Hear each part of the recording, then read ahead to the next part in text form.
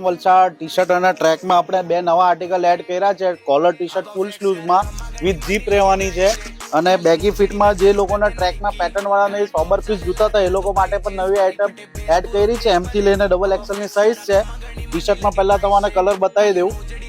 Sea green, biscuit colour, Milan tomato red, denim blue,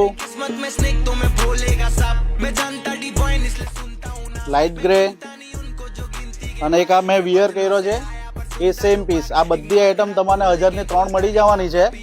અને પેન્ટમાં loose ફિટમાં 7 colour add કર્યા છે. 350 ની 1 ને 900 ની 3, એમાં પણ 7 કલર છે.